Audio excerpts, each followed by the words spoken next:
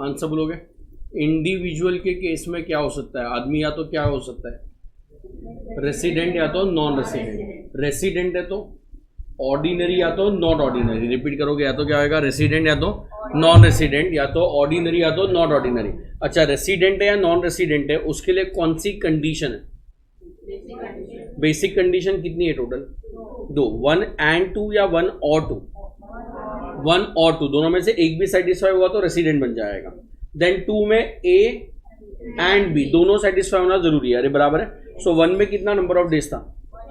182 days और more in which year? पूरा बोलो। 182 डेज और more in previous year. Exam में प्रीवियस ईयर इज 24 25। देन अगर 1 का ए 1 सेटिस्फाई नहीं हुआ तो 2 के ए पार्ट में कितना डेज था? 60 डेज और more in which year? Previous year. And 365 days और more in 4 years preceding the previous year. I hope इतना याद रहेगा। फिर बाद में नंबर ऑफ डेज कैसे गिनना है वो बताओ। डेट ऑफ अराइवल भी लेना है, डेट ऑफ डिपार्चर भी लेना है। एक जगह पे रहना जरूरी है, इंडिया में कहीं पे भी चलेगा। इंडिया में कहीं पे भी चलेगा। एक साथ रहना जरूरी है, आएगा जाएगा तो भी चलेगा, आएगा जाएगा तो भी चलेगा। एक बार रेसिडेंट बन गया तो लाइफ टाइम रेसिडेंट है, या वो साल अगले साल से चेंज हो सकता है। बराबर है। और सिटीजनशिप मैटर करता है या नहीं करता है? नहीं करता है। आई होप इतना याद रहेगा। आंसर बोलोगे प्लीज। रेसिडेंशियल स्टेटस में ओआर है या एनओआर है, उसके लिए कौन सा कंडीशन है? एडिशनल कंडीशन 1 नहीं 1 and 2 दोनों सेटिस्फाई हुआ तो ओआर, एक भी नहीं हुआ या दोनों नहीं हुआ तो एनओआर। कंडीशन नंबर 1 में क्या था? 730 डेज और more in which year? Previous year. Then how many previous years? 7 years preceding the previous year, and any 2 year में he should be resident out of 10 years preceding the previous year। बोलोगे क्या दो ऐसे case जहां पे सिर्फ 182 वाली condition है? Indian citizen or a person of Indian, नहीं पहले बोलो। Indian citizen leaves India for the purpose of employment. Indian citizen or a person of Indian origin. Person of Indian origin बेटा दोनों जगह पे नहीं है, सिर्फ विजिट वाले में। और a person of Indian origin comes to India for the purpose of visit. तो कौन सा कंडीशन है? Only first basic condition.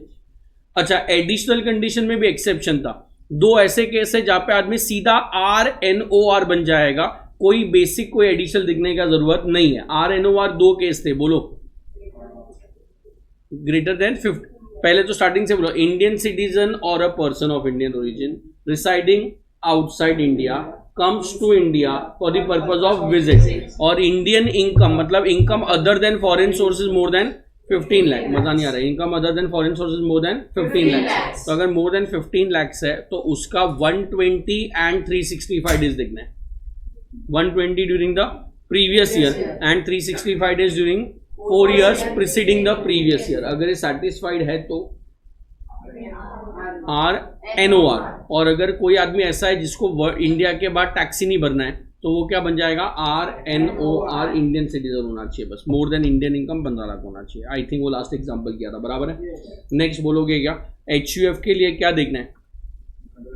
Control and management. Control and management मतलब decision making, de facto control and management, and not merely right to control and manage. तो India में है तो wholly in India है तो resident, partly in India partly outside है तो resident, wholly outside है तो नॉन रेसिडेंट। अगर HUF रेसिडेंट है, करता OR है तो HUF भी R and OR। HUF resident है, करता NOR या NR है तो HUF will be RNOR। I hope समझेगा इतना। लिखो next point, red pen setting देना, रोमन नंबर नया दो।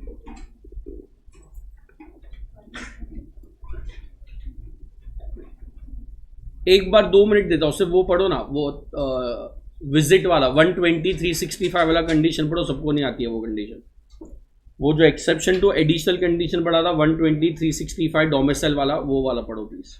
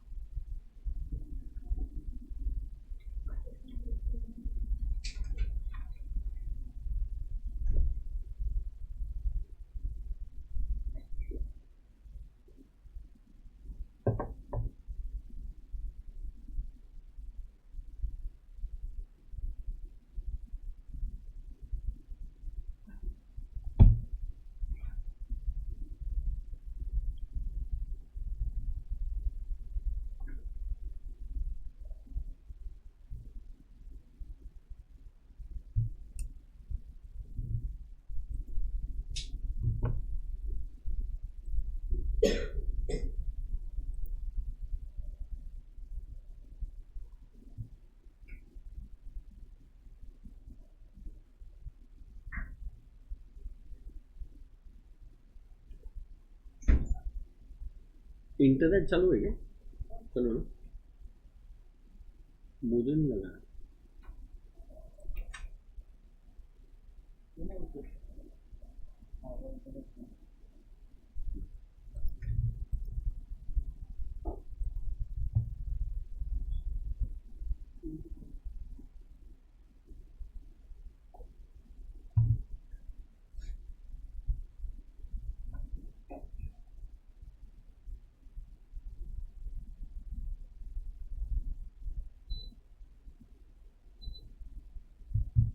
रीड किया, चलो आंसर बोलो ना।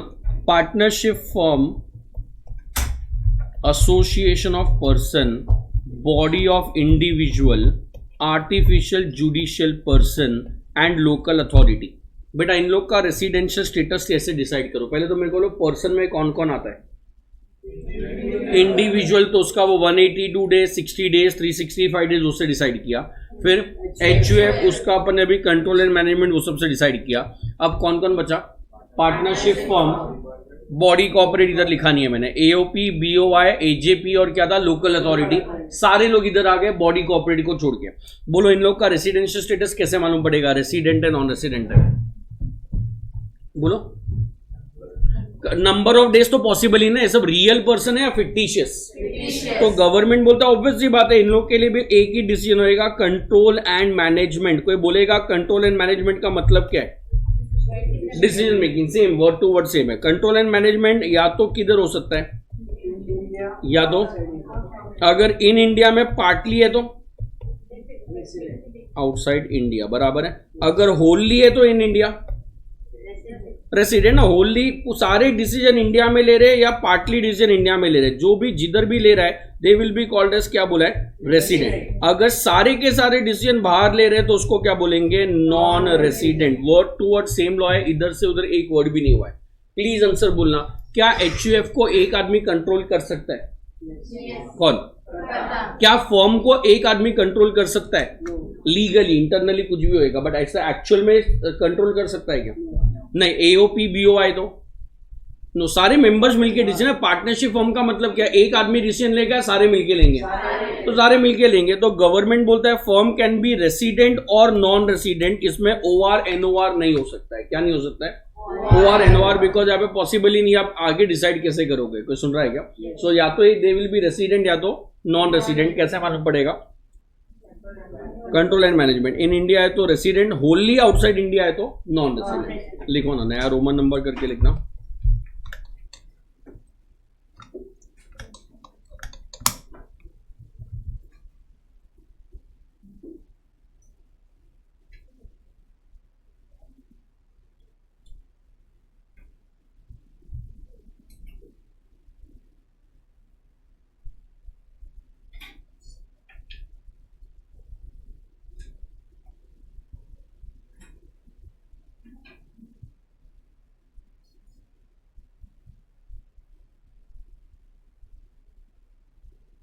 लंबित के लिए है सेवा पुनः। तुम लोग का जियो चल रहा है क्या? तो मेरा अकेले का नहीं चल रहा।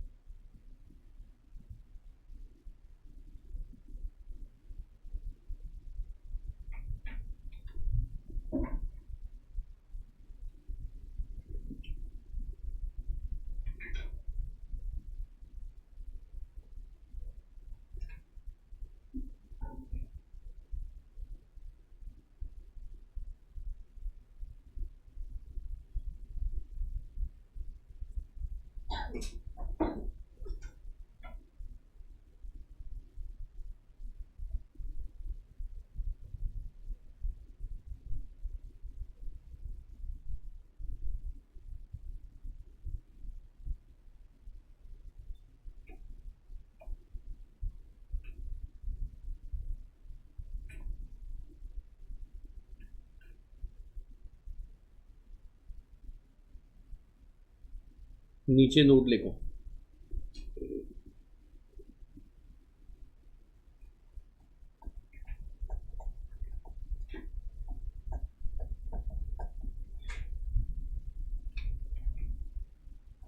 कोई एक कॉपी कर रहा है इतना, नीचे नोट लिखना। For determining residential status of partnership firm, for determining the residential status of partnership firm,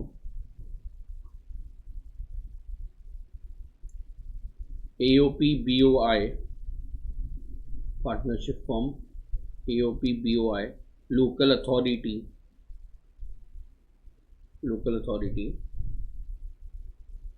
or artificial judicial person,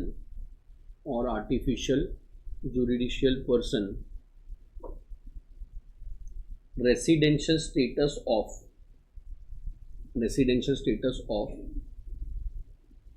partners or members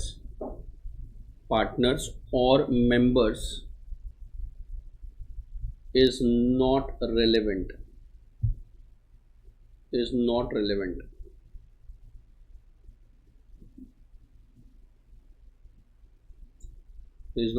लिखा है।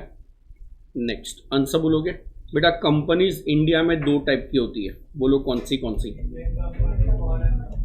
इंडियन कंपनी और एक क्या बोला है? Foreign company. इंडियन कंपनी का मतलब बताओ मुझे। Company which is incorporated in India under what? बराबर है। So company incorporated in India, या ऐसा लिखो सिंपल लैंग्वेज में, कंपनी रजिस्टर्ड इन इंडिया। अरे बोलो यार, registered in India where? Under companies act 2013 या तो 1956, जो भी रूल में है। तो बेटा इंडियन कंपनी का डिसीजन मेकिंग किधर भी होएगा वो हमेशा रेसिडेंट है। वो हमेशा क्या बोला है? रेसिडेंट है। मजा नहीं आ रहा है, बोलोगे क्या? रिलायंस बेटा इनकॉर्पोरेटेड अंडर कंपनी लॉ है, तो Reliance is which company? Indian company. अगर रिलायंस की बोर्ड मीटिंग, डिसीजन मेकिंग सारे के सारे लंदन में हो रहे, स्टिल उसको क्या बोलेंगे? Indian company. That is resident. That is क्या बोला? रेसिडेंट। इतना पॉइंट समझेगा। सो यूनिलीवर करके एक बहुत बड़ा ग्रुप है लंदन का, उसमें से एक डिवीजन उन लोग का है हिंदुस्तान यूनिलीवर, जो इंडिया में इनकॉर्पोरेटेड है कंपनी लॉ के अंदर। अब हिंदुस्तान यूनिलीवर के भी अज्यूम करो सारे डिसीजन लंदन में लेते हैं, बट फिर भी उसको क्या बोलेंगे? रेसिडेंट, बिकॉज डिसीजन मेकिंग कोई मैटर नहीं करता है। यहाँ पे इनकॉर्पोरेटेड किधर है? अगर रजिस्टर्ड अंडर कंपनीज एक्ट है तो ऑलवेज क्या बोला? रेसिडेंट। कंट्रोल मैनेजमेंट मैटर करने वाला नहीं है। फॉरेन कंपनी के लिए ना बेटा जोक बन गया था। अपन ने जो पढ़ा है ना, control and management must be in India. Control and management में लिखा है अपन ने HUF वाले में कि कंट्रोल मीन्स डिसीजन मेकिंग। अरे मिल रहा है क्या? तो बेटा फॉरेन कंपनी इंडिया की गवर्नमेंट को 1 मिनट में उल्लू बनाता था। बोलता है कि सर हमारा बोर्ड मीटिंग, अभी समझो ना मैं फॉरेन कंपनी हूं, मैंने इंडिया में इनकॉर्पोरेट किया है, बट मैं बोर्ड मीटिंग कभी इंडिया में रखता ही नहीं, और फिर मैं ये बताता हूं कि मैंने डिसीजन इंडिया में लिया ही नहीं है। कोई सुन रहा है क्या? तो सिंस डिसीजन इंडिया में नहीं लिया, इसका मतलब मैं कौन हो गया? Non resident. नॉन रेसिडेंट है तो इंडिया में टैक्स आने वाला नहीं है। सो फॉरेन कंपनीज के लिए भी सेम रूल था। Control and management in India है तो रेसिडेंट, नहीं तो नॉन रेसिडेंट। तो कंट्रोल एंड मैनेजमेंट का मतलब क्या था? तो उन लोग ने कभी बोर्ड मीटिंग ही नहीं रखा, और फिर बोलते कि डिसीजन मेकिंग इंडिया में है ही नहीं। सो गवर्नमेंट बोलता है ये जो फॉरेन कंपनी है इसके मेजॉरिटी एम्प्लॉय इंडिया में, सपोज एग्जांपल के लिए, इन लोग के जो सैलरी पे होती है, मैक्सिमम सैलरी इंडिया में पे होती है। इन लोग के पास एसेट जो है पूरे वर्ल्ड में 100 रुपए के, तो इंडिया में 50 रुपए के। कोई सुन रहा है क्या? सो गवर्नमेंट ने बोला कि यार ये जो फॉरेन कंपनी है, इन लोग के सारे एसेट्स, एम्प्लॉय, रेम्यूनरेशन सब मैक्सिमम इंडिया में, बट इन लोग बोर्ड मीटिंग नहीं रख के ये बता रहे हैं डिसीजन इंडिया के बाहर ले रहे हैं। कोई सुन रहा है क्या? सो गवर्नमेंट ने नया रूल बनाया, बोलता है फॉरेन कंपनी के लिए हम लोग देखेंगे प्लेस ऑफ इफेक्टिव मैनेजमेंट किधर है। क्या किधर है बेटा? प्लेस ऑफ इफेक्टिव मैनेजमेंट का एग्जाम्पल है POEM, बराबर। इसका एग्जाम्पल है, पहले तो ये वही कंपनीज के ऊपर एप्लीकेबल है जो फॉरेन कंपनी का टर्नओवर 50 करोड़ रुपए के ऊपर है। किसके ऊपर है?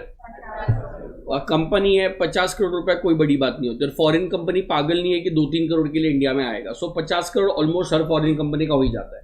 फिर इन लोग ने कंडीशन दी है कि अगर फॉरेन कंपनीज के, सुन रहे हो कि नहीं सुन रहे हो? फॉरेन कंपनीज के टोटल एसेट पूरे वर्ल्ड में जितने भी है, अगर उसमें से मोर देन 50% एसेट इंडिया में, मतलब पूरे वर्ल्ड में सपोज अपने क्लास के 5 ब्रांच है, 5 ब्रांच है और पांचों ब्रांच में मिला के 100 रुपए के एसेट है, तो अगर मोर देन 50% से 60 रुपीज के एसेट इंडिया में, क्या बोला, 60 रुपए के एसेट इंडिया में, एंड अगर पूरे वर्ल्ड में अगर इन लोगों के पास 1000 एम्प्लॉई है तो 1000 में से मिनिमम 500 एम्प्लॉय इंडिया के अंदर होने चाहिए। कोई सुन रहा है क्या? तो कंडीशन दी है सर। कंडीशन क्या क्या है? कंडीशन आपको बोला है मॉड्यूल में, फाइनल सीए में आएगी, बट एग्जांपल मैं दे रहा हूं, मोर देन 50% एसेट इंडिया में है। कोई सुन रहा है क्या?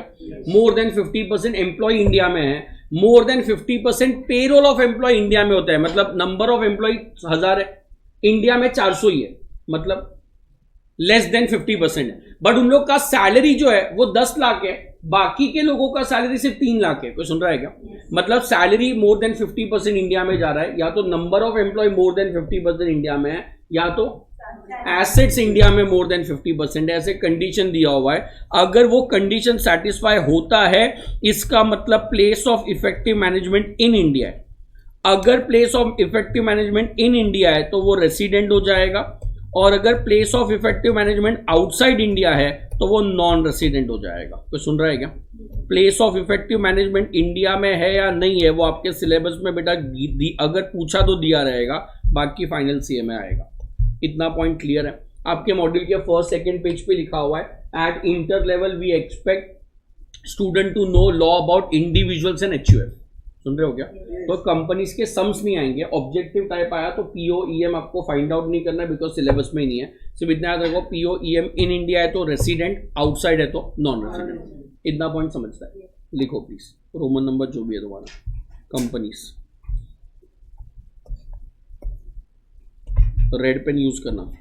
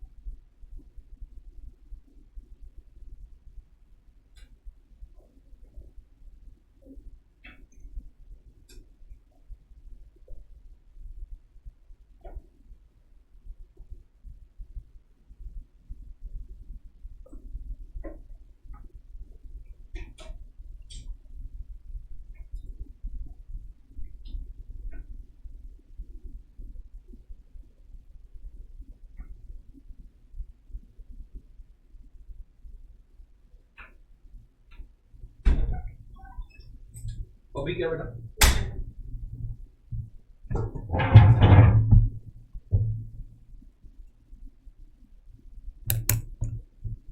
लिखा? नीचे लिख दो ना, place of effective management will be dealt in final CA level, will be dealt at final CA level. Place of effective management will be dealt at final CA level.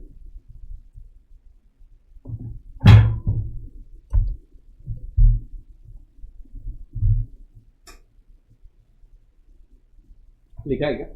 कोई बोल रहा है तो मेहनत करो बेटा। ये रेसिडेंशियल स्टेटस पढ़ क्यों रहा है ये बताओ। इंडिया में टैक्स आएगा या नहीं आएगा वो मालूम पड़ेगा। सो मैक्सिमम 3 स्टेटस हो सकता है, R and O R, R N O R और क्या बोला एन आर। अगर कंपनी या पार्टनरशिप फॉर्म है तो ये बीच वाला कॉलम इग्नोर करेंगे और बाकी लोगों के लिए 3 कॉलम है इंडिविजुअल एचयूएफ के लिए। बराबर है। आंसर बोलना प्लीज, आप शांति से आंसर बोलना please. Income arising in India whether received in India और नॉट। मेरे को इसका एग्जाम्पल दे दो प्लीज। सॉरी, डिविडेंड नहीं और कुछ।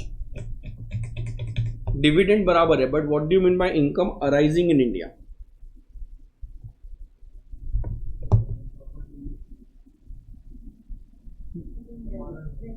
प्रॉपर्टी फॉरेन में, सॉरी प्रॉपर्टी इंडिया में। अरे यार, एक आदमी रेंट कमा रहा है और रेंट किससे कमाएगा? घर से। तो घर उसका इंडिया में, कोई सुन रहा है क्या? और रेंट किससे कमा रहा है? दुकान से। दुकान किधर है? इंडिया में। डिविडेंड कमा रहा है, डिविडेंड किधर से कमा रहा है? इंडिया की कंपनी से। कोई सुन रहा है क्या? तो अगर सोर्स ऑफ इनकम किधर है? इंडिया में, तो उसको बोलते हैं इनकम अराइजिंग इन इंडिया। क्या बोलते हैं? Income arising in India. Is it N Indian income या फॉरेन इनकम? सोच के बोलना पड़ा चुका हूं मैं। Indian income. Income arising in India है तो पैसा रिसीव इंडिया में हो या बाहर हो कोई फर्क नहीं पड़ता है, it is an Indian income. Government बोलता है Indian income is always taxable in India. True और फॉल्स? ट्रू ना, Indian income is always taxable in India. इतना पॉइंट समझता है? आंसर बोलोगे प्लीज, एक बार सोच के बोलना, मस्त इंटरेस्टिंग है। तो सुन रहा है तो मेहनत करो। बराबर है। क्वेश्चन क्या है सर? क्वेश्चन ये है कि मिस्टर ए कौन है अपने को मालूम नहीं है। रेसिडेंट है, ऑर्डिनरी है, नॉट ऑर्डिनरी है, भूल जाओ। मिस्टर ए ने क्या किया है? लोन दिया है। बराबर है। मिस्टर ए ने लोन दिया है या मिस्टर ए ने सर्विसेज दिया है, और लोन या सर्विसेज उसने दिया है गवर्नमेंट ऑफ इंडिया को। बराबर है। सो गवर्नमेंट को क्या करने का था? गवर्नमेंट को ये बनाने का है, क्या बोलते हैं जो 1-2 साल से बनी रहा है ना, 50 साल से बन रहा है, कौन सा था? Bullet train. सुन रहे हो क्या? तो बुलेट ट्रेन बनाने का, तो गवर्नमेंट ने जापान की गवर्नमेंट से लोन लिया। या तो बुलेट ट्रेन बनाने के लिए इन लोग को टेक्निकल एक्सपर्टीज चाहिए, तो एक जापान के इंजीनियर को हायर किया, वो पूरा प्रोजेक्ट देख रहा है। कोई सुन रहा है क्या?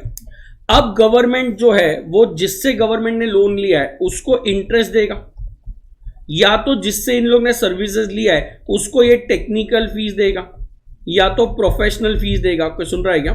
तो क्या क्या दे सकता है? Interest, technical fees, professional fees या रॉयल्टी, कुछ भी दे सकता है। ये एग्जांपल है बेटा, इसके अलावा और कुछ भी हो सकता है। माय क्वेश्चन हियर इज, पैसा देने वाला कौन है? Government of India. अब गवर्नमेंट बोलता है अगर हम लोग पैसा देने वाले हैं तो हम लोग ने तुमसे लोन लिया है ऐसे प्रोजेक्ट के लिए जो इंडिया में। कोई सुन रहा है क्या? या हम लोग ने तुम लोग से लोन लिया है ऐसे प्रोजेक्ट के लिए जो आउटसाइड इंडिया है। फॉर एग्जाम्पल, गवर्नमेंट को यूएसए में बिल्डिंग बनाना था इंडियन एम्बेसी का। किसका बिल्डिंग बनाना था? तो इंडियन एम्बेसी की बिल्डिंग बनाने के लिए गवर्नमेंट ने लोन लिया। लोन का पैसा लंदन में या यूएस में यूज किया। कोई सुन रहा है क्या? तो बेटा सोचो यार, लोन तुम लोग ने गवर्नमेंट को दिया, गवर्नमेंट उससे बिल्डिंग किधर बना रहा है? यूएस। मतलब तुम्हारा पैसा तो इंडिया के बाहर यूज हुआ ना यार। गवर्नमेंट बोलता है डज नॉट मैटर, हम लोग ने अगर पैसा दिया है तो तुम लोग का पैसा किधर भी यूज हुआ होगा, ऐसा अज्यूम होएगा कि वो पैसा इंडिया के लिए यूज हो रहा है। So this is deemed to arise in India. क्या? Deemed to. बेटा डीम्ड का मतलब है मानना है तो मानो, नहीं मानना है तो भी मानना पड़ेगा। क्या बोला? मानना है तो मानो, नहीं मानना है तो भी मानना पड़ेगा कि ये इंडिया में इनकम है। और अराइजिंग इन इंडिया है मतलब हर एक आदमी को इंडिया में टैक्स भरना कंपलसरी है। कोई सुन रहा है मैं क्या बोल रहा हूं? यहाँ पे अराइजिंग लिखा है मैंने या डीम टू अराइज? अराइजिंग मतलब एक्चुअल इनकम इंडिया में, मतलब सोर्स इंडिया में। आंसर बोलोगे बेटा, मैंने आपको लोन दिया, आपने वो लोन लेके इंडिया में बिजनेस चालू किया, तो मेरा पैसा किधर यूज हो रहा है? तो वो इनकम अराइजिंग इन इंडिया हो गया। क्या हो गया? Income arising in India. मैंने आपको सपोज शेयर्स में इन्वेस्ट किया, आप मुझे डिविडेंड दे रहे हो, तो बेटा मेरा पैसा किधर यूज हो रहा है? इंडिया की कंपनी में ना, तो वो क्या हो गया? Income arising in India. अरे यार क्या हो गया? Income arising in. But government में सोर्स रिलेवेंट है या गवर्नमेंट का इनकम हमेशा डीम टू अराइज है? मतलब कोई भी आदमी को गवर्नमेंट से पैसा मिलेगा तो it will be deem to arise in India. Answer बोलोगे प्लीज लास्ट बेंच। एक आदमी है, इंडियन एम्बेसी अपन ने चालू की यूएस में, बराबर है। यूएस में अपन ने एक यूएस के एम्प्लॉय को रखा कि भाई तू हम लोग का पूरा वो टेक्निकल देखेगा, और जो सैलरी तेरे को मिलेगी गवर्नमेंट ऑफ इंडिया डायरेक्टली तेरे बैंक में डालेगी। तो ये सैलरी कौन पे कर रहा है? Government of India. वो बंदे को पैसा मिल रहा है यूएस में, वो बंदे ने नौकरी भी किया यूएस में, बट उसको बोलेंगे deemed to arise in India because पैसा देने वाला कौन है? Government of India. समझेगा? आंसर बोलोगे प्लीज एक बार। बेटा मिस्टर ए जो है रेसिडेंट नॉन रेसिडेंट अपने को मालूम नहीं कौन है। ये जो मिस्टर ए है इसने क्या किया? रिलायंस इंडस्ट्री लिमिटेड को लोन दिया है या तो सर्विसेज दिया है। रिलायंस मतलब मैं बोल सकता हूं इंडियन कंपनी हो गया, रिलायंस मतलब रेसिडेंट हो गया ना इंडिया का, बराबर है। रिलायंस जो है इसको इसके बदले इंटरेस्ट देगा, नहीं सुन रहे हो क्या? या तो रिलायंस इसके बदले टेक्निकल फीस देगा, या तो प्रोफेशनल फीस देगा, या तो रॉयल्टी देगा। प्लीज कमेंट, अगर रिलायंस ये पेमेंट कर रहा है तो ये इनकम को क्या अज्यूम करे? इंडिया में अराइज हो रही है या नहीं हो रही है? सोच के शांति से बोलना, सोच के।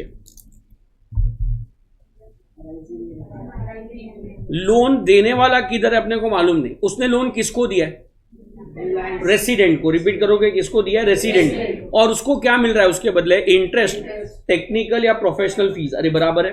सो गवर्नमेंट ऑफ इंडिया है ना, इसको पूछता है, इसको पैसा कमा तो ए रहा है ना, ए को पैसा मिल रहा है, तो ए को पूछता है कि सर आपने जो लोन दिया है उसका पैसा रिलायंस ने कहां पे यूज किया ये बताओ। तो सुन रहा है?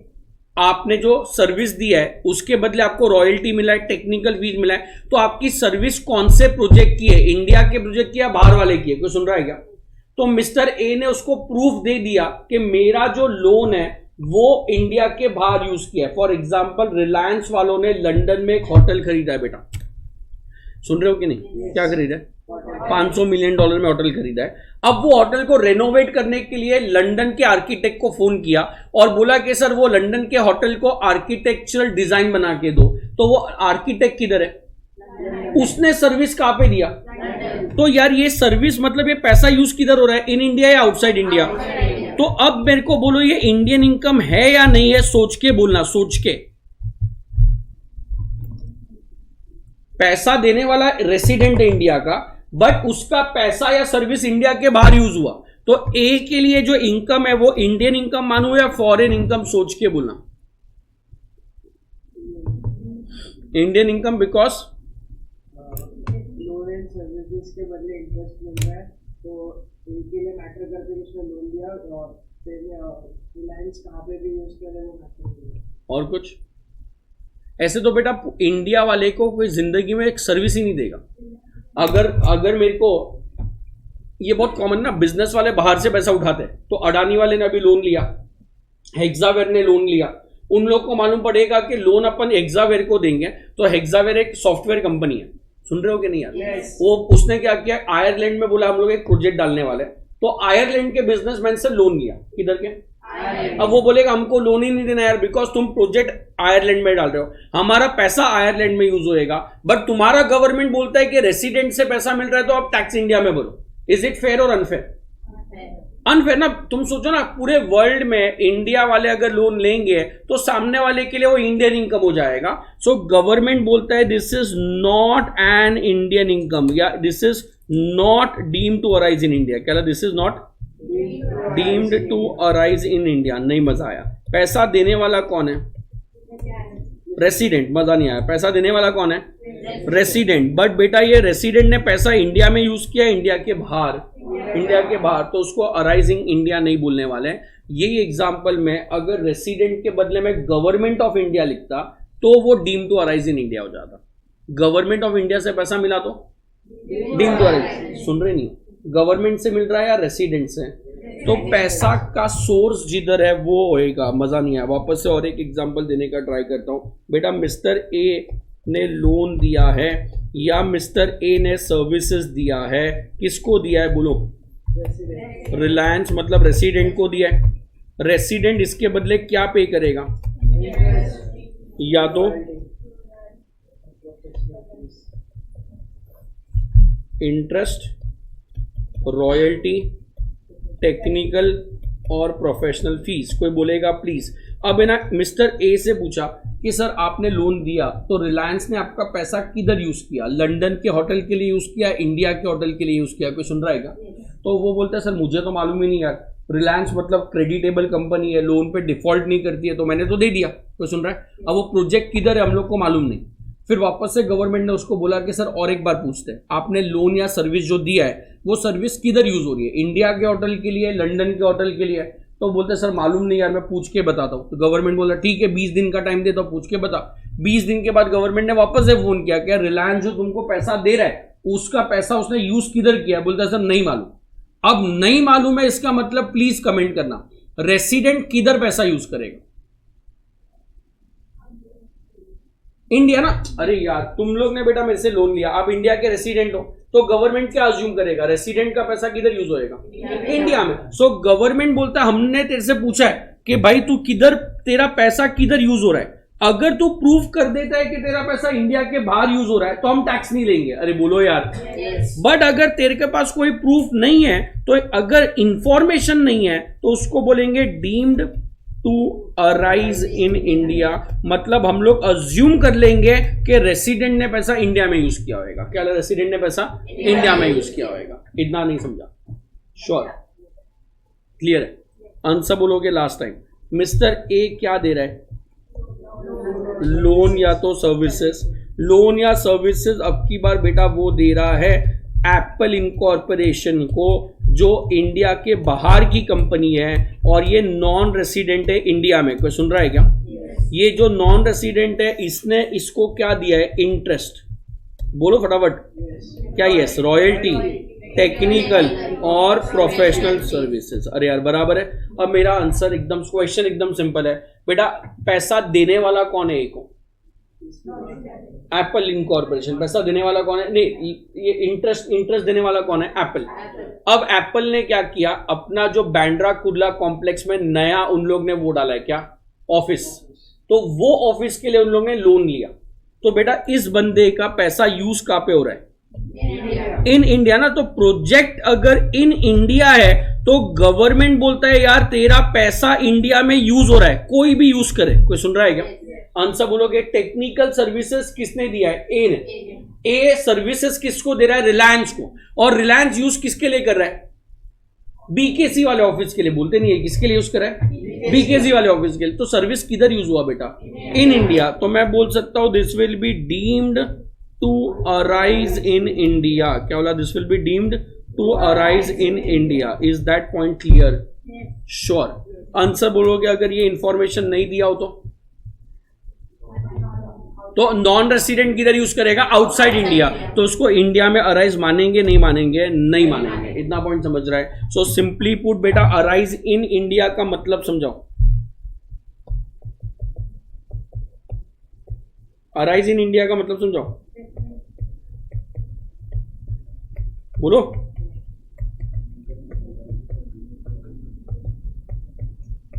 अराइज इन इंडिया का मतलब है इनकम का सोर्स इंडिया में है। क्या बोला? अभी जो एग्जांपल पढ़ा है उससे कोई लेना देना नहीं है। अराइजिंग इंडिया का मतलब इनकम का सोर्स इंडिया में। सोर्स मतलब रेंट का घर इंडिया में है, डिविडेंड की कंपनी इंडिया में है, सैलरी आपको मिला, आपने नौकरी इंडिया में किया, तो इनकम का सोर्स किधर हुआ? In India. तो वो इनकम कौन सा हुआ? Arising in India. Income deemed to arise in India का मतलब बताओ। हाँ, डीम टू अराइज मतलब क्या लिखूं? Assume. Example, government of India से जो भी पैसा मिला it is deem to arise in India. Resident से पैसा मिला तो deem to arise in India. Resident से पैसा मिला बट आउटसाइड इंडिया का प्रोजेक्ट है तो not deem to arise in India. Non resident ने पैसा इंडिया में यूज किया तो deem to arise in India. Deemed हो या नॉर्मल हो, गवर्नमेंट बोलता है यार अराइज इन इंडिया हो रहा है तो आपको इंडिया में टैक्स भरना कंपलसरी है, आपका स्टेटस मैटर नहीं करेगा। प्लीज बोलो, income arising in India, who is liable to pay tax? All three. Income deemed to arise in India, all three. It is an Indian income. बराबर है? Please comment. घर India के बाहर है but rent India में मिल रहा है, सो मैं बोल सकता हूं income received in India, repeat नहीं कर रहे यार, वेदर अराइजिंग इन इंडिया और not, whether arising in India और नॉट। बेटा रिसीव्ड इन इंडिया मतलब इज इट इंडियन इनकम? तो it is always taxable in India. क्या it is always taxable in India? ये तो क्वेश्चन ही नहीं है, Indian income is always taxable. क्या Indian income is always taxable? Answer बोलोगे बेटा, income deemed to be received in India. कोई सुन रहा है क्या? आंसर बोलोगे तो मजा आ जाएगा मुझे। बेटा इंडिया में प्रोविडेंट फंड अकाउंट होता है, बिल गेट्स ने इंडिया के प्रोविडेंट फंड अकाउंट में पैसा डाला, वो अराइज छोड़ दो, अभी प्रोविडेंट फंड अकाउंट इंडिया में तो अराइज इन इंडिया ही होता है। तो सुन रहा है क्या? But forget about that for a minute. So India, Bill Gates ने इंडिया के प्रोविडेंट फंड अकाउंट में पैसा डाला। प्रोविडेंट फंड अकाउंट में क्या होता है बेटा? इंटरेस्ट है ना, वो अकाउंट में क्रेडिट होता रहता है। तो आज 1 लाख है तो नेक्स्ट ईयर 1,10,000 हो जाएगा, फिर 1,20,000 हो जाएगा, वो अकाउंट क्रेडिट होता रहेगा। तो सुन रहा है क्या? बट बिल गेट्स ने बोला है कि यार जब भी ये मैच्योर होएगा ना, मुझे मेरे यूएस के बैंक अकाउंट में पैसा चाहिए। किसके? तो गवर्नमेंट ने बोला सर ठीक है, डायरेक्टली यूएस में ट्रांसफर कर देंगे। सो अब प्रोविडेंट फंड अकाउंट किधर है? इंडिया में। इंटरेस्ट क्रेडिट भी किधर हो रहा है? इंडिया में। बट अल्टीमेटली पैसा तो उसका यूएस में जा रहा है, तो टेक्निकली वो पैसा रिसीव हो रहा है इंडिया के बाहर। अरे यार क्या टेक्निकली पैसा किधर रिसीव हो रहा है? बट गवर्नमेंट बोलता है provident fund account is assume to be a bank account in India. क्या is assume to be a? तो ऐसा हम लोग मानेंगे कि वो प्रोविडेंट फंड में जो भी इंटरेस्ट है वो deemed to be received in India है। क्या प्रोविडेंट फंड में जो भी इंटरेस्ट है वो क्या है? एक्चुअल में पैसा इंडिया में रिसीव हो रहा है या बाहर? बट अकाउंट किधर है? इंडिया में। और वो अकाउंट से जो भी इंटरेस्ट क्रेडिट मिल रहा है वो किधर अज्यूम होएगा? इंडिया में। Taxable, not taxable? Taxable. Income इसका एक ही एग्जांपल है, इनकम अराइजिंग इन इंडिया, कौन टैक्स भरेगा? All 3 example. हाँ, सोर्स इंडिया में एक्चुअल इनकम का बराबर है, deemed to arise in India, कौन टैक्स भरेगा? ऑल 3। डीम्ड का एग्जांपल, गवर्नमेंट से पैसा मिला तो डीम्ड टू अराइज, रेसिडेंट से पैसा मिला कुछ नहीं बोला है तो डीम्ड टू अराइज, रेसिडेंट ने पैसा आउटसाइड इंडिया यूज किया तो not deemed to arise in India. अरे यार बराबर है। आंसर बोलोगे, इनकम रिसीव्ड इन इंडिया, कौन टैक्स भरेगा? ऑल 3। मतलब पैसा इंडिया के बैंक में आया, दैट इज रिसीव्ड। समझ जा ही नहीं है तुम लोग को। आंसर बोलोगे कोई भी एग्जाम। बेटा मैं ना यूएस में नौकरी करता हूं तो अराइज आउटसाइड इंडिया हो गया, सैलरी भी यूएस के बैंक में ही जाता है तो रिसीव भी आउटसाइड इंडिया हो गया। तो मेरा सैलरी इंडियन रुपीज में से 5 लाख है, बट मेरे पेरेंट्स इंडिया में रहते हैं, तो मैं क्या करता हूं, जो 5 लाख आता है ना उसमें से 4 लाख मैं अपने इंडिया में पेरेंट्स को ट्रांसफर कर देता हूं और बैलेंस 1 लाख मैं अपने पास रखता हूं। तो इसका मतलब क्या? 5 लाख यूएस में रिसीव हुआ या 1 लाख यूएस में रिसीव हुआ, 4 लाख इंडिया में रिसीव हुआ। क्वेश्चन रिपीट करूं, कितना सैलरी है? क्रेडिट किधर होता है? यूएस के बैंक में। पैसा यूएस के बैंक में आता है, जैसे ही पैसा यूएस के बैंक में आता है मैं 5 मिनट के अंदर अंदर इंडिया में ट्रांसफर कर देता हूं 4 लाख रुपया। तो अब पूरा 5 लाख यूएस में रिसीव हुआ या 1 लाख यूएस में, 4 लाख इंडिया में? पूरा 5 लाख। मैं बोल सकता हूं रेमिटेंस डज नॉट मैटर। क्या बोला? रेमिटेंस, पैसा रिसीव होने के बाद किधर जा रहा है उससे लेना देना नहीं है, पहली बार पैसा किधर रिसीव हुआ वो मैटर करता है। सो अगर पैसा इंडिया में रिसीव हुआ तो टैक्सेबल है, रिसीव यूएस में हुआ बाद में इंडिया में भेजा उसका कोई सिग्निफिकेंस नहीं। अगर एग्जाम में दिया है तो इग्नोर करेंगे। कल एग्जाम में दिया है तो what to ignore? Remittance. Receive is important, remittance is not. वो याद दिलाना, नोट लिखाना है। आंसर बोलोगे प्लीज। पॉइंट नंबर 5 सुन रहे हो कि नहीं? क्या 4 नोट याद लिखाना है, वो याद दिलाना। कितने? आंसर बोलना please. Income arising outside India, कोई सुन रहा है? Income received outside India. बोलो, इंडियन इनकम या फॉरेन इनकम? फॉरेन। अराइज भी आउट है, रिसीव भी आउट है। बोलो कौन टैक्स भरेगा? एनआर भरेगा इंडिया में? एनआर नहीं बेटा। आरएनओआर का मतलब सिंपल लैंग्वेज में बताओ, सिंपल। आरएनओआर का मतलब, एक आदमी आरएनओआर कभी बनता है? हाँ, और सिंपल, इसका सिंपल वर्जन बहुत अच्छा बोला, basic satisfied, additional not satisfied, और सिंपल वर्जन एकदम।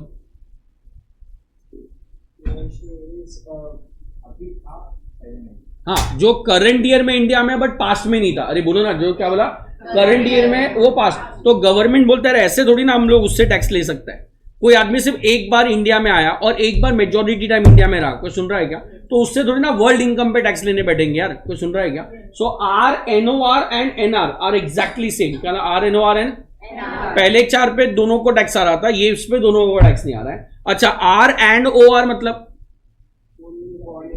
नहीं, वो ठीक है, करंट ईयर में भी इंडिया में है, पास्ट में भी ना, तो उसको तो वर्ल्ड इनकम पे टैक्स इंडिया में भरना है। सो फॉरेन इनकम किसके लिए टैक्सेबल है? OR, बाकी दोनों को टैक्स भरने का जरूरत नहीं है। आंसर नहीं बोल रहे तुम लोग यार। इनकम बेटा अराइज कहां पे हो रहा है? Outside India. इनकम बेटा रिसीव कहां पे हो रहा है?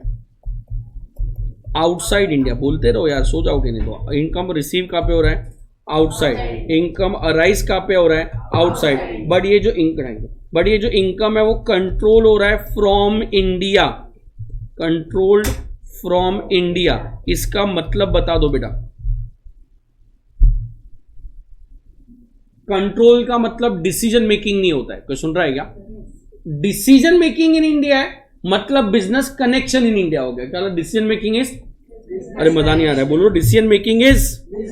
तो अगर आपको एग्जाम में बिजनेस कनेक्शन दिया है, कनेक्शन, इसका मतलब डिसीजन इंडिया में ले रहे यार।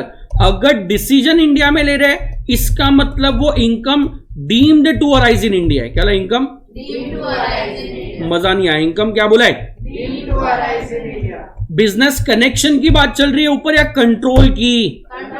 कंट्रोल का मतलब है डिसीजन इंडिया में नहीं ले रहा है, बट थोड़े बहुत मैनेजमेंट इंडिया में। क्या थोड़ा बहुत मैनेजमेंट इंडिया में। आंसर बोलोगे बेटा, अराइज किधर है?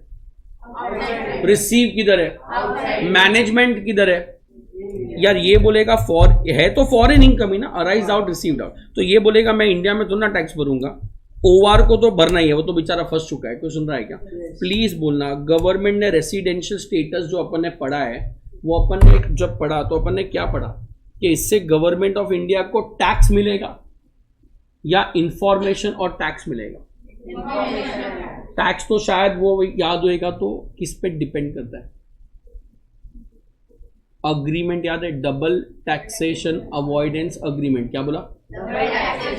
तो टैक्स एक्चुअल में इंडिया में आएगा या बाहर आएगा, वो 2 कंट्री के अग्रीमेंट पे डिपेंड करता है। बट थियोरेटिकली अगर सपोज ये इनकम टैक्स में लिखा ही नहीं ना, तो इंडिया में कभी टैक्स ही नहीं आएगा। ये इनकम टैक्स के हिसाब से टैक्स आ रहा है नहीं आ रहा है? आ रहा है, फिर अग्रीमेंट पढ़ेंगे। कोई सुनता नहीं है यार, सुन रहे हो क्या? तो बेटा अराइज किधर है? रिसीव किधर है? कंट्रोल किधर है? तो गवर्नमेंट बोलता है कि यार इंफॉर्मेशन जितना हो सकता है उतना ले लो, तो हम लोग RNOR को टैक्सेबल करेंगे। किसको टैक्सेबल करेंगे? बेटा ये होती फॉरेन इनकम ही है, और RNOR भी प्रैक्टिकली इंडिया में टैक्स भरेगा या नहीं भरेगा वो डिपेंड करता है 2 कंट्री के अग्रीमेंट पे। बट फिर भी गवर्नमेंट ने जानबूझ के टैक्सेबल बोला है, सो दैट जब वो रिटर्न्स फाइल करेंगे इंडिया में, वो अपने इनकम में उसको एटलीस्ट डिस्क्लोज करेंगे। अरे यार ये वाला इनकम बेटा नॉन रेसिडेंट के लिए टैक्सेबल। तो नॉन रेसिडेंट जब अपने इंडिया में रिटर्न्स भरेंगे ना, वो ये इनकम को बताएंगे ही नहीं। कोई सुन रहा है क्या? यहाँ पे OR और NOR को बताना पड़ेगा, नहीं बताना पड़ेगा? बताना पड़ेगा। तो at least there will be an information government के पास कि पैसा किधर से आ रहा है। कोई सुन रहा है? So please comment, arising in India कौन टैक्स भरने वाला है? ऑल 3। अभी थोड़ा एक्टिव रह के बोलना प्लीज बेटा, थोड़ा लॉजिकल पढ़ना। वापस से एक बार, इनकम अराइजिंग इन इंडिया कौन टैक्स भरने वाला है? एक्चुअल लाइफ में कौन टैक्स भरेगा? तुमको लगता है नॉन रेसिडेंट US में भी भरेगा, इंडिया में भी भरेगा? बोलो। नहीं, एक्चुअल लाइफ में किस पे डिपेंड करता है? अग्रीमेंट पे। कौन से अग्रीमेंट पे? Double taxation avoidance agreement. तो फिर सर जब अग्रीमेंट पे डिपेंड करता है तो इधर लिखा क्यों? अग्रीमेंट ही पढ़ लो। बोलो।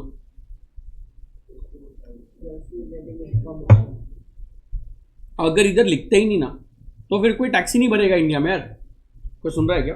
पहले अपन इनकम टैक्स एक्ट में लिखेंगे कि टैक्सेबल है। कोई सुन रहा है क्या? अगर इनकम टैक्स में टैक्सेबल है तो फिर आप अग्रीमेंट पढ़ोगे कि इंडिया में भरूं या दुबई में भरूं। मजा नहीं आया।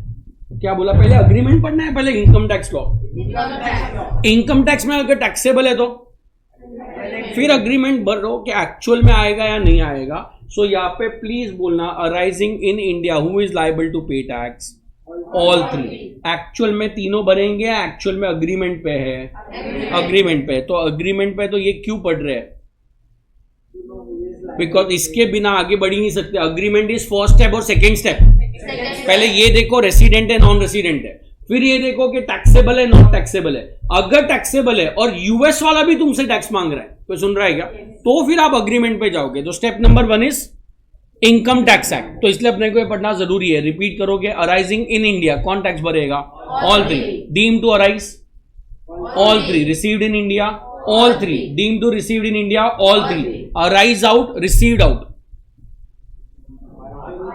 ओआर भरेगा, बाकी दोनों भरने वाले नहीं। Arise out, received out, controlled from India.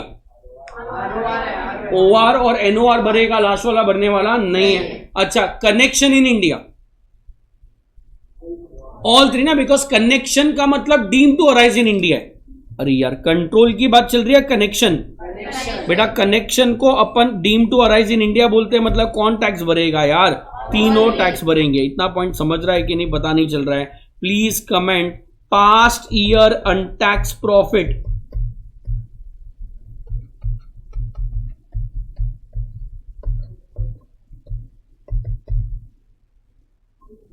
क्यों बेटा, अपने को एग्जाम में पास्ट ईयर का इनकम निकालना है या प्रीवियस ईयर का? प्रीवियस ईयर अपने लिए तो करंट ईयर होता है ना। तो प्रीवियस ईयर एग्जाम में कौन सा है? तो अगर आपको एग्जाम में 23, 22, 21 पास्ट ईयर का इंफॉर्मेशन दिया है तो कोई टैक्स नहीं भरेगा। अनटैक्स टैक्स कुछ भी बोला हो, अज्यूम करेंगे पास्ट ईयर का ट्रीटमेंट पास्ट में हो चुका है। क्या बोला, पास्ट ईयर का ट्रीटमेंट पास्ट में हो चुका है। कितने लोगों को नहीं समझा? क्लियर है? बोलो यार। लिखो प्लीज, रेड पेन सेडिंग देना। Scope of total income,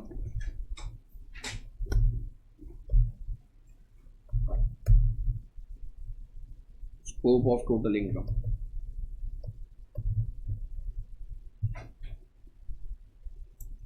neatly copy करना।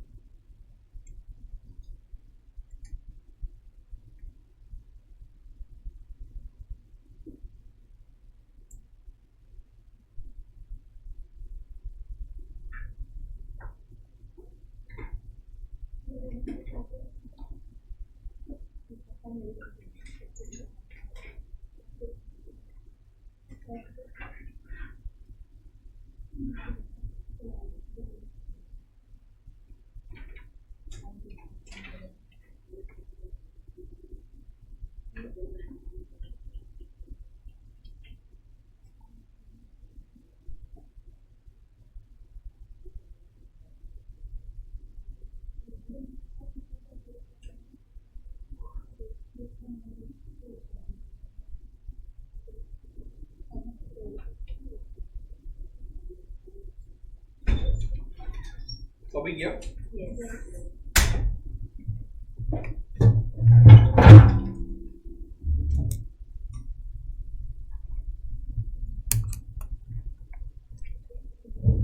नेक्स्ट लेक्चर कितने बजे बेटा? 10:30 लॉ क्लास में है या ऑनलाइन है? कौन दे देता है? दर्शन सर का नॉर्मली क्लास में होता है ना?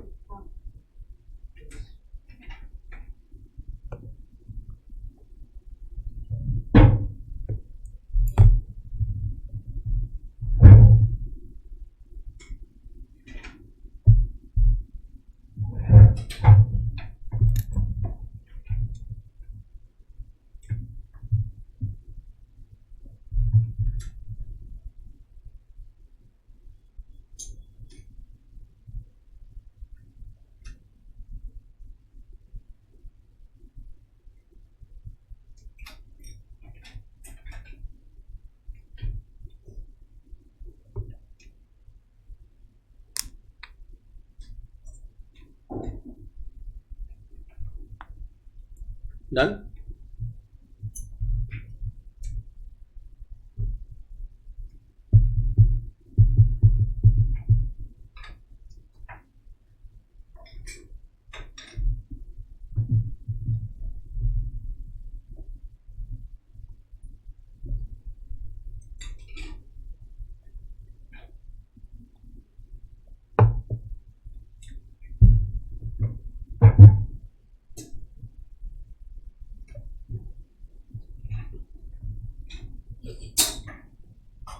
Note number 1.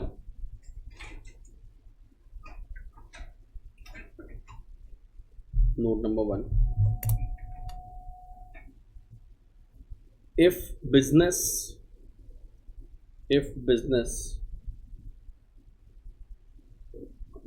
रेड पेन से कनेक्शन नॉर्मल पेन से is in India, if business connection is in India, then such income is deemed to arise in India. Then such income is deemed to arise in India.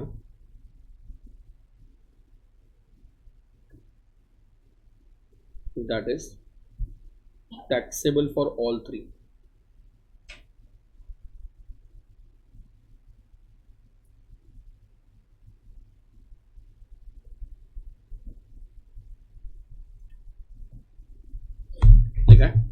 Next, note number 2.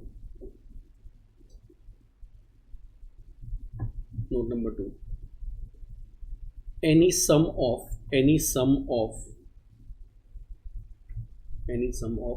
a red pen से money red pen से पूरा लिखना, any sum of money exceeding rupees 50,000,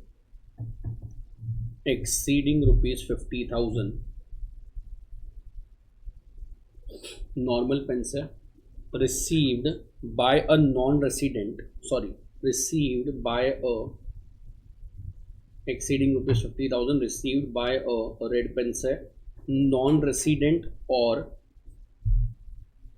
RNOR, non-resident or RNOR normal pen से without any consideration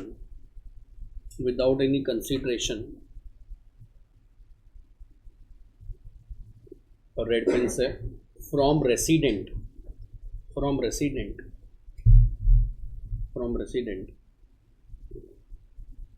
will be deemed to arise in India. will be deemed to arise in India. Will be deemed to क्या लिखा है? Arise in India. From resident will be deemed to arise in India. सुन रहे हो क्या? क्या है इसका मतलब समझा? बेटा इंडिया में है ना, अगर आपको मनी में गिफ्ट मिल रहा है और अगर गिफ्ट एग्जैक्ट 50,000 है तो कोई टैक्स नहीं आता है, बट 50,000 1 रुपया भी होता है तो पूरा टैक्सेबल होता है. एग्जैक्ट 50 है तो नॉट टैक्सेबल, 50,000 1 रुपया है तो इट विल बी टैक्सेबल. सो अगर नॉन रेसिडेंट को भी मनी में गिफ्ट मिला 50 के ऊपर, रेसिडेंट ने पैसा दिया है तो उसको डीम टू अराइज क्या बोलेंगे? In India. लिखो प्लीज. नोट नंबर कौन सा है? 3. Note number 3. While computing total income,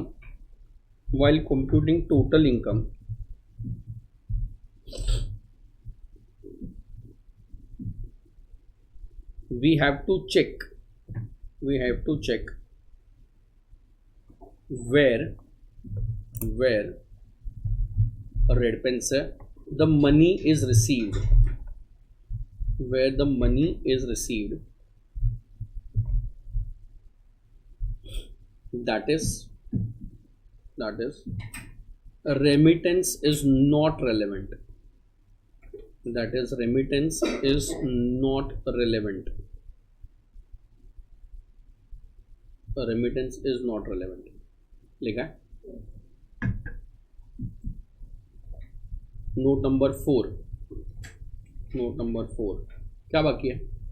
4 note बोला था ना. नोट नंबर 4 में ये सारे एग्जाम्पल आएंगे. क्या क्या लिखा है? बिजनेस कनेक्शन लिखा है, रेमिटेंस इनसिग्निफिकेंट है वो लिखा है, और अपना गिफ्ट टैक्सेबल है 50 के ऊपर वो लिखा है. नोट नंबर 4 और एक ऐड करो, 5 लिखा था. Note number 4 agriculture income in India. Agriculture income in India is exempt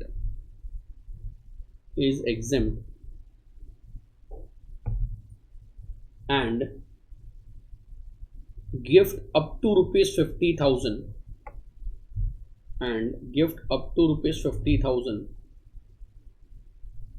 is exempt. Gift up to rupees 50,000 is exempt. बराबर है. सो वो अपन अदर सोर्सेज में डिटेल में पढ़ेंगे, अभी सिर्फ समझो एग्रीकल्चर पे टैक्स नहीं आता है. And note number 5 last note red pen से लिखना. Following are examples of income.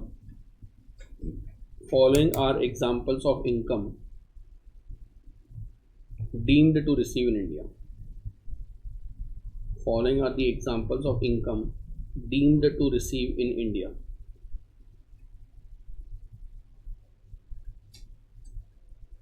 फिर कॉपी करना प्लीज, ये गवर्नमेंट ऑफ इंडिया से.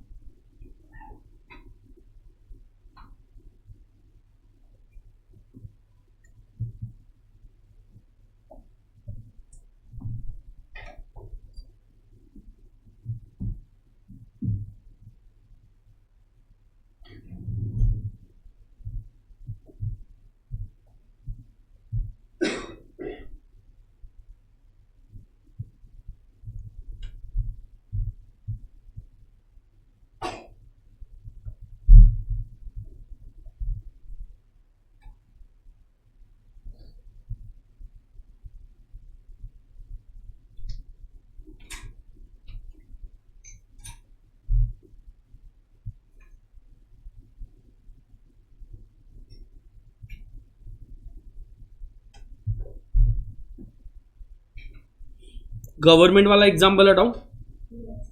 कोई कॉपी कर रहा है फर्स्ट एग्जाम्पल?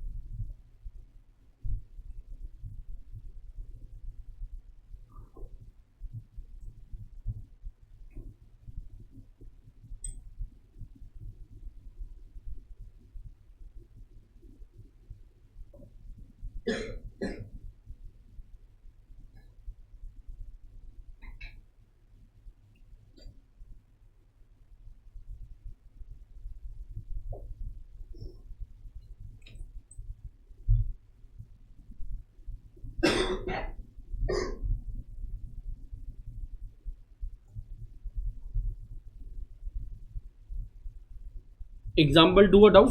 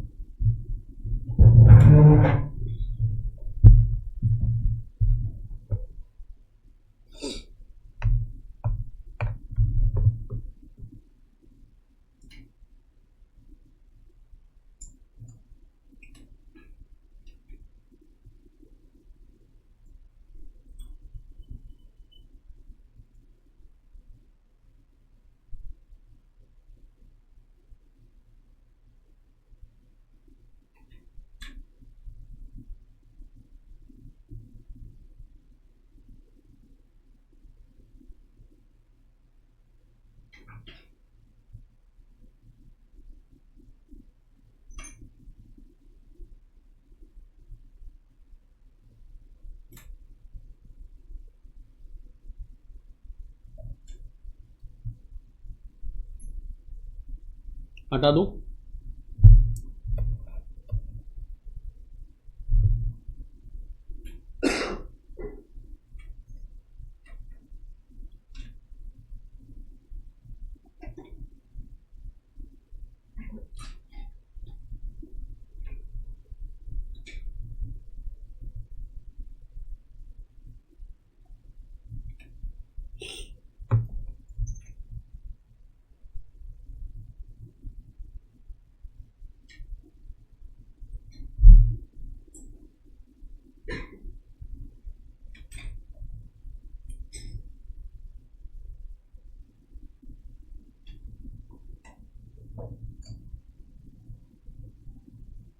कोई कॉपी कर रहा है?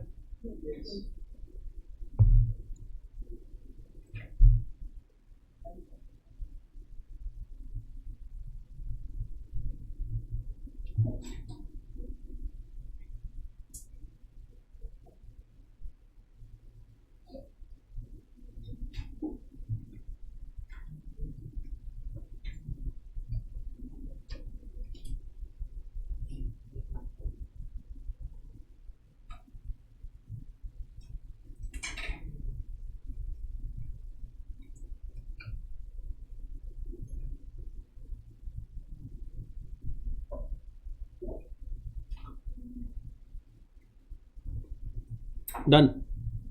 नीचे नोट लिखो ना। in the last example in the last example in the last example,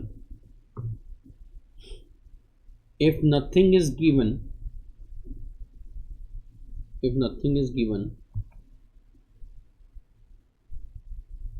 about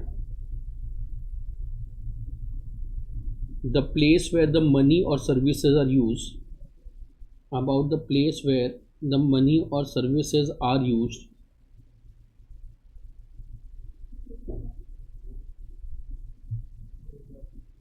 if in the above example, क्या लिखा गया? In the last example, if no information about nothing is given about the place where the money or services are used, then assume to be used outside India.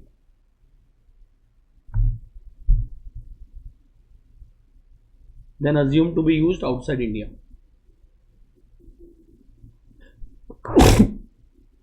Sorry. Then assume to be used outside India. लिखा है? Next note number जो भी है,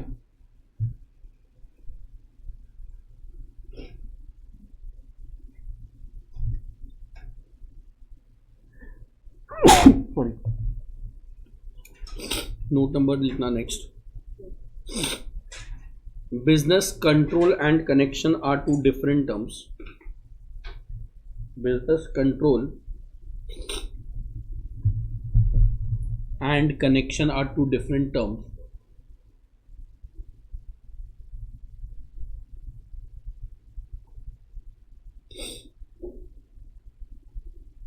are क्या लिखा है? Two different terms. Control does not means deemed to arise in India. Control does not means deemed to arise in India.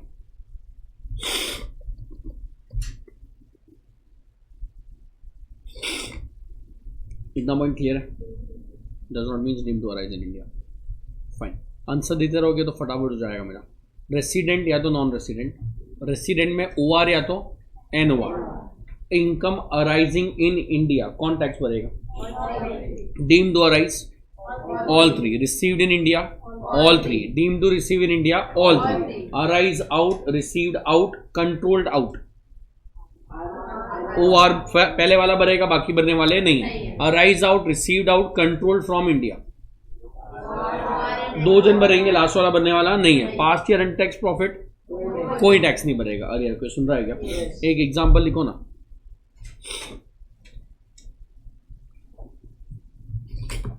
Determine total income. Determine total income of Mr. A from the following information. Of Mr. A from the following information.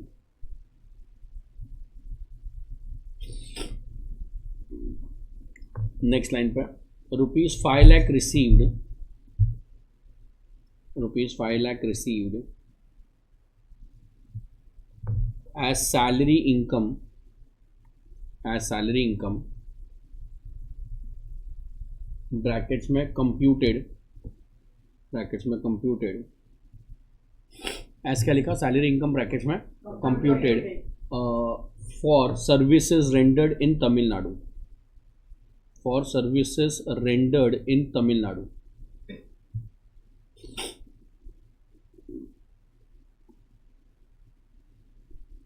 Next या full stop करके आगे लिखो. Rent received. Rent received brackets में computed from property situated in US. From property situated in US rupees 55,000. Rupees 55,000 brackets में लिखो या तो continuation में लिखो. 70% of such rent was received in India. 70% of such rent was received in India.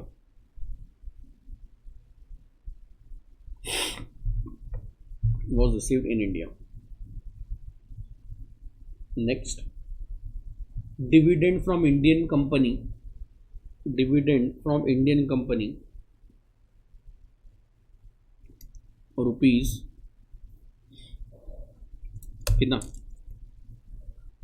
17,000 rupees. 17,000 and dividend from foreign company.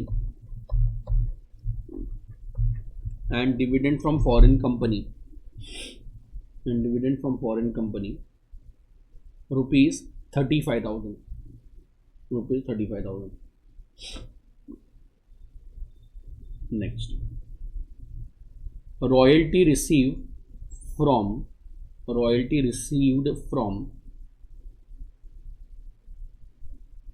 an Indian company.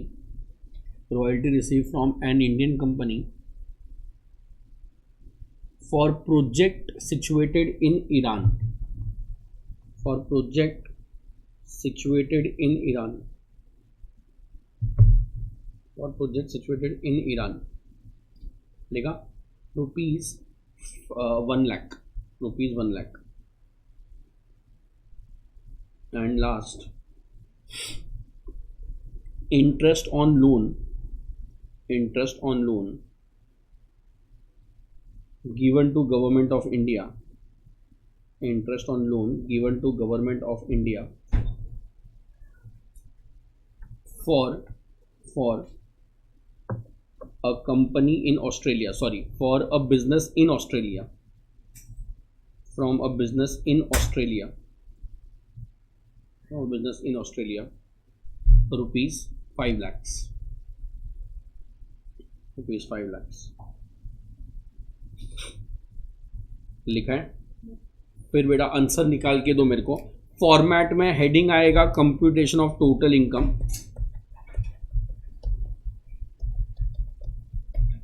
बराबर है। Fair में solve करके आंसर निकाल के देना। जैसे फॉर एग्जांपल बेटा पहले दिया हुआ है सैलरी इनकम, बराबर है, तो उसमें शॉर्ट में लिखो इनकम फ्रॉम सैलरी, और यहाँ पे अमाउंट है तो जिधर आएगा उधर लिखना है तुम लोग को, बराबर है। और शॉर्ट में लिखना, पूरा सेंटेंस लिखने का जरूरत नहीं है। सॉल्व करके दो, बराबर, फेयर में करना प्लीज।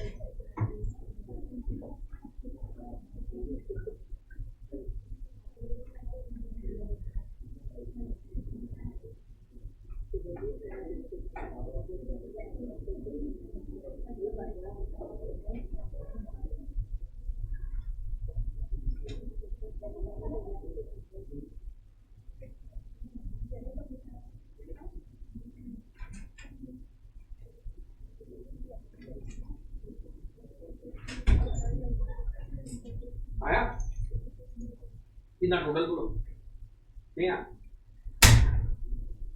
ट्राई कर रहे हो या आ ही नहीं रहे कितने लोग ट्राई कर रहे हैं अभी भी 2 मिनट देता हूँ ट्राई करो आना चाहिए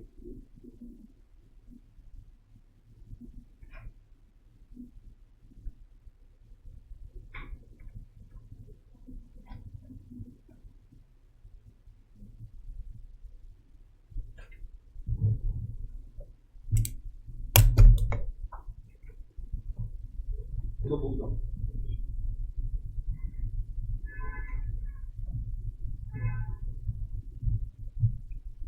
rupees 5 lakh received as salary income computed bracket close नहीं किया है for services rendered in Tamil Nadu बेटा सर्विसेज रेंडर्ड इन तमिलनाडु तो नौकरी तमिलनाडु में किया तो इनकम का सोर्स क्या हो गया इंडिया तो अगर इनकम का सोर्स इंडिया मतलब इनकम अराइजिंग इन इंडिया हो गया ना so income arising in India कौन टैक्स भरेगा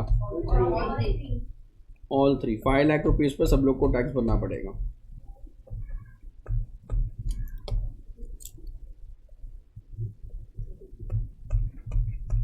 okay next rent received computed from property situated in USA rupees 55,000 70% of such rent is received in India so rent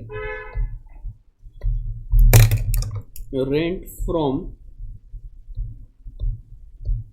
property बराबर है in US कोई please बोलेगा property किधर है बेटा तो यूएसए में प्रॉपर्टी मतलब अराइज किधर हो रहा है outside India 70% is received in India तो मैं बोल सकता हूं 70% जो रिसीव्ड इन इंडिया है तो रिसीव्ड इन इंडिया में तो सब लोग टैक्स भरते हैं ना और जो 30% रिसीव्ड आउटसाइड इंडिया है वो 30% के लिए अराइज भी आउट है और रिसीव भी आउट है तो अगर 55,000 है उसका 70% इज 38,500 OR भी भरेगा बिकॉज रिसीव्ड इन इंडिया है NOR भी भरेगा बिकॉज रिसीव्ड इन इंडिया है NR भी भरेगा बिकॉज रिसीव्ड इन इंडिया है बट जो बैलेंस बचा कितना बैलेंस बचा 55 minus 38,500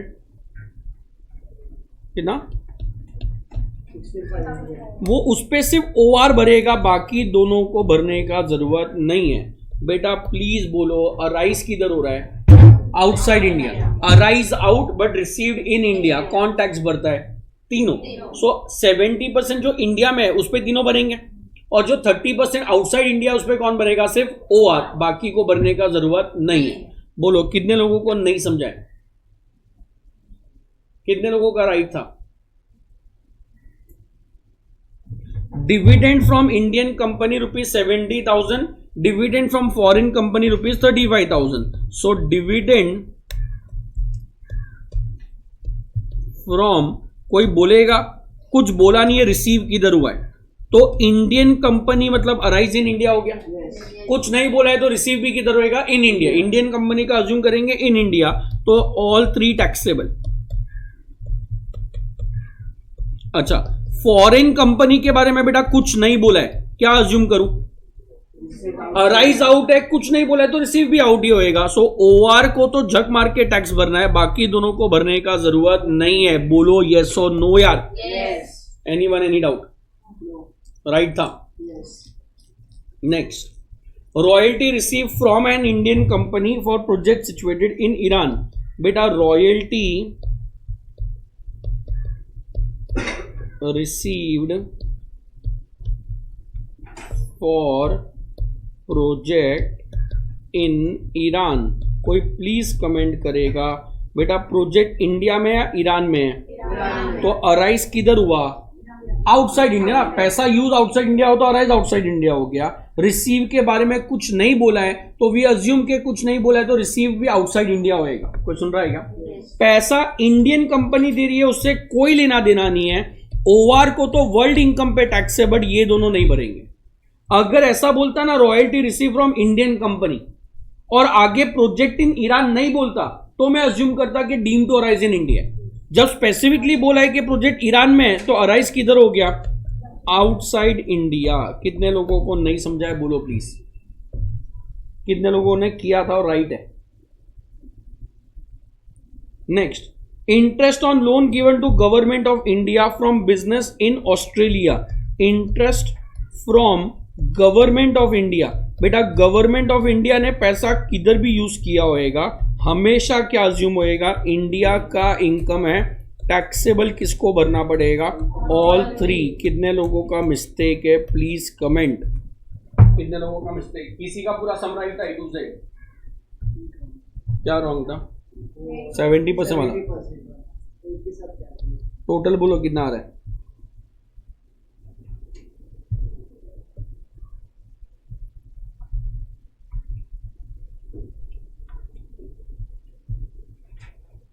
$12,07,000।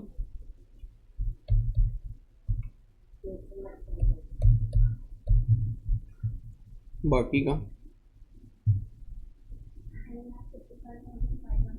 10 lakh.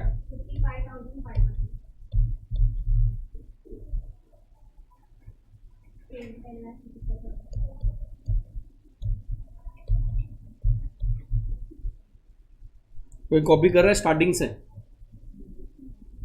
First second third point को कॉपी कर रहा है? First second third.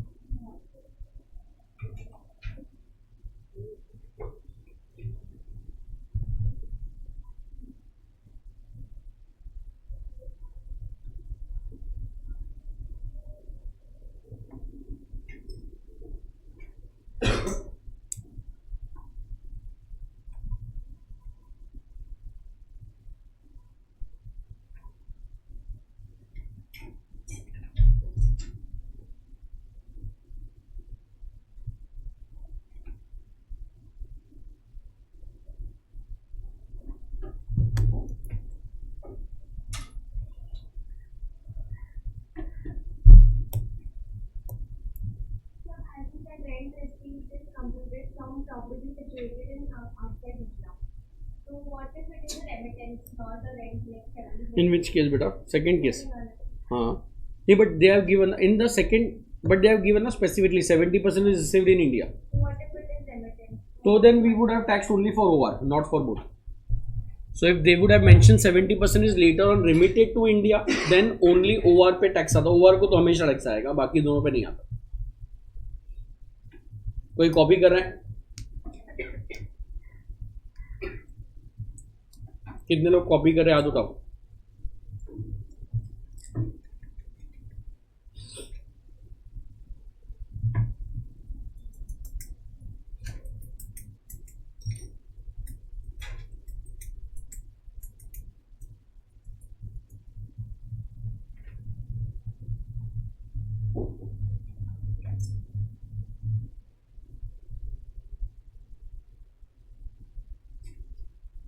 Question 2.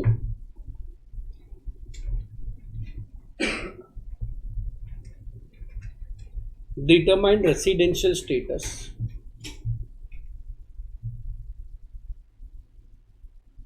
Determine residential status of Mr. A. Of Mr. A.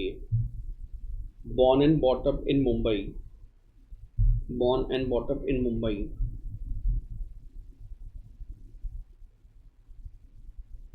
And left India for the first time. And left India for the first time on 1st July 2023.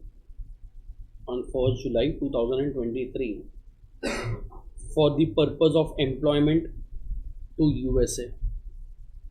Left India on 1st July 2023 for the purpose of employment in USA. In USA. लिखा है.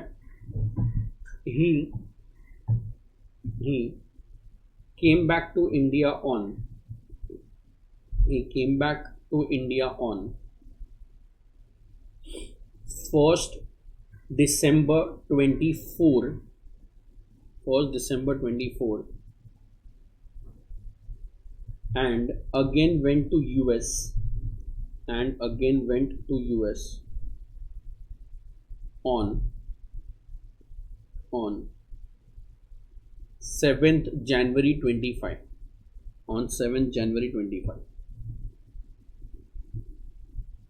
Next line पे determine status for both the previous year. Determine residential status या status. Determine the status for both the previous year 23-24 and 24-25. 23-24 and 24-25 लिखा है. Solve करके दो please. Fair में करना, वो याद होएगा तो लिखा था ना, बेसिक कंडीशन लिखो उसके अकॉर्डिंग प्लीज. या तो रफ में भी एक बार करोगे तो चलेगा, बट बराबर से करना, राइट करो.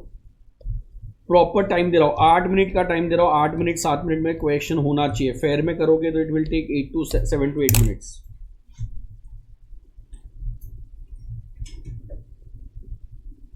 राइट करना बेसिक 3 कॉलम, कंडीशन, स्टेटस और कंडीशन एक्चुअल स्टेट करा है एग्जाम. देखो उसको देख के करो बराबर से. हेडिंग देख के लिखना, determining weather mister A is resident non resident, वैसा. हाँ वैसा ऊपर हेडिंग देख के बराबर से लिख के करना यार. जो कंडीशन है अगर ओरली देख के मालूम पड़ रहा है, पहले तो ये डिसाइड करो दोनों कंडीशन एप्लीकेबल है या एक. अगर दोनों है, मालूम है कि 182 नहीं हो रहा है, 60 वाला होएगा ओरली, तो सिर्फ 60 वाला कंडीशन लिखो, दोनों मत लिखना. तो सुन रहा है तो रेलेवेंट पॉइंट लिखो, नहीं तो पेपर कंप्लीट नहीं होएगा. सॉल्व करो बराबर से.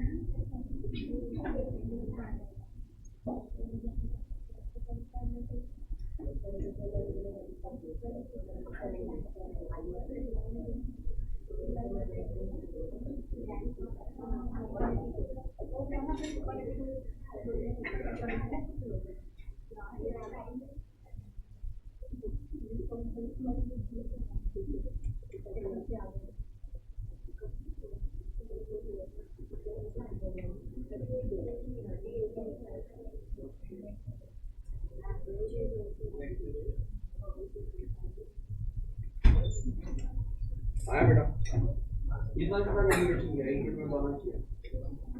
कभी गया था पहली बार इंडिया के बाहर? 1 जुलाई 23 और रिटर्न कभी आया? दिसंबर 24, फिर वापस कभी गया? जैन 21। पहली बार इंडिया के बाहर कभी जा रहा है?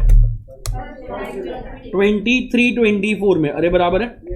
और वापस आया 24-25 में। बेटा 24-25 में परमानेंटली वापस आ गया, वापस से गया भी, आके वापस गया, मतलब मैं बोल सकता हूँ वो विजिट के लिए आया था। सो टू ये इंडियन, फर्स्ट लाइन में क्या लिखा है mister A, an Indian citizen. अरे यार मिल रहा, born and brought up in Mumbai मतलब इंडियन सिटीजन हो गया। अच्छा, वो इंडिया पहली बार छोड़ के जा रहा है, बराबर, कभी जा रहा है? 1 जुलाई 23 को, मतलब वो इंडिया से बाहर जा रहा है for the purpose of employment. तो both the conditions are applicable या ओनली वन? Only one. कौन सा वाला? 182 डेज वाला। सो मैं बोल सकता हूं यहाँ पे 1 जुलाई को इंडिया से बाहर जा रहा है। सो अप्रैल इंडिया में था, मई इंडिया में था, सॉरी जून इंडिया में था, और जुलाई में एक दिन इंडिया में था, because date of departure India में काउंट होता है, बराबर है। सो यहाँ पे 92 डेज इंडिया में था। 23-24 में वो इंडिया छोड़ के जा रहा है for the purpose of employment, तो 182 डेज होना चाहिए। ये कितना डेज था? तो मैं बोल सकता हूं सीधा नॉन रेसिडेंट बन गया। कितने लोगों का राइट था? कितने लोगों ने मिस्टेक किया नंबर ऑफ डेज में, या दोनों कंडीशन किसी ने लिया? दोनों कंडीशन कितने लोगों ने लिया? अच्छा, 24-25 में ये इंडियन सिटीजन है, अभी इंडिया के बाहर चला गया है, अब इंडिया में आ रहा है for the purpose of visit. कभी आया? तो दिसंबर में इंडिया में आया, तो 1 दिसंबर मतलब पूरा दिसंबर इंडिया में था। और जनवरी में कभी गया? तो 7 दिन जनवरी के इंडिया में था, मतलब ये मैं बोल सकता हूं कितना डेज है? 38 डेज। तो यहाँ पे भी वो नॉन रेसिडेंट ही बनेगा, बिकॉज यहाँ पे तो लेस देन 60 भी है। यार कोई सुन रहा है क्या? श्योर, राइट था। एग्जैक्ट आंसर कितने लोगों का? With days everything same. लिखो, मैं लिखा रहा हूं आंसर। वो टेबल बनाया, टेबल में पहले क्या लिखा? He must be in India for a period of 182 days और more during the previous year. Second बनाना ही नहीं है, कोई सुन रहा है क्या? एक्चुअल में लिखो, एक्चुअल में 92 डेज, ब्रैकेट्स में लिखो 23-24। टेबल नहीं बनाया तो मैं बनवाऊं, टेबल बनाया सबने? बेसिक कंडीशन में लिखा है he must be in India for 182 days और more during the relevant previous year, बराबर। एक्चुअल में लिखो 92 डेज, ब्रैकेट्स में 23-24। एक्चुअल वाले कॉलम में ही एक लाइन छोड़ के 38 डेज, ब्रैकेट्स में 24-25। मैं वापस से बोल रहा हूं, तुम लोग ने 3 कॉलम बनाया होएगा, ऊपर लिखा होएगा determining residential status of mister A. बोलो प्लीज। एक्चुअल का कॉलम है, स्टेटस का कॉलम है, कंडीशन का कॉलम है। He must be in India for how many days? यहाँ पे आएगा 92 डेज, 23-24 एंड 38 डेज, 24-25। कोई सुन रहा है? नॉट सेटिस्फाइड इधर भी, नॉट सेटिस्फाइड इधर भी, दोनों के बाजू में लिखो not satisfied.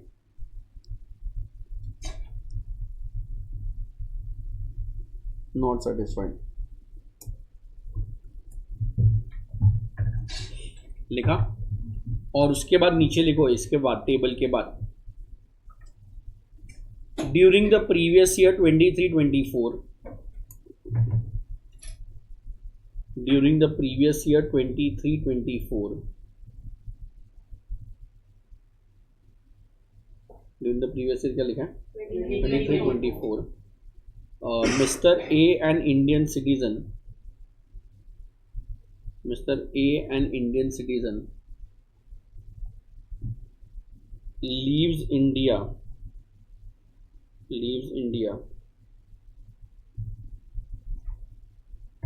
for the purpose of employment, for the purpose of employment.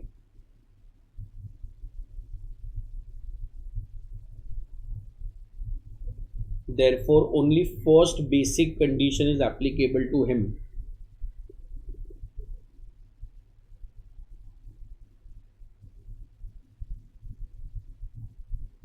For the purpose of, क्या लिखा? Basic condition is only first basic condition is applicable.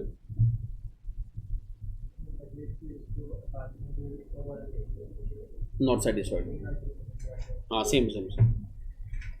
Only first basic condition is क्या लिखा है, applicable, but he was in India for only 92 days, but he was in India for only 92 days, for only 92 days, therefore he is a non-resident, therefore he is a non-resident.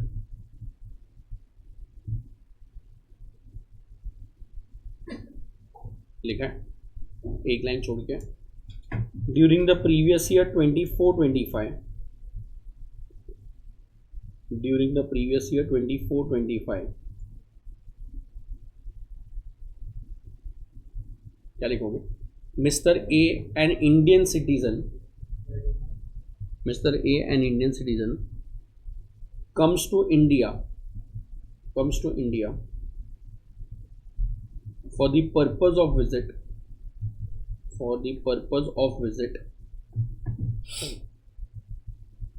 therefore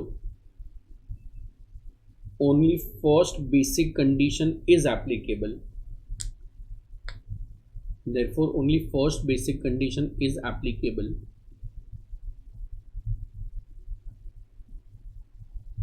but he was in India only for 38 days, but he was in India only for 38 days, therefore non-resident, therefore non-resident. समझा एक ना.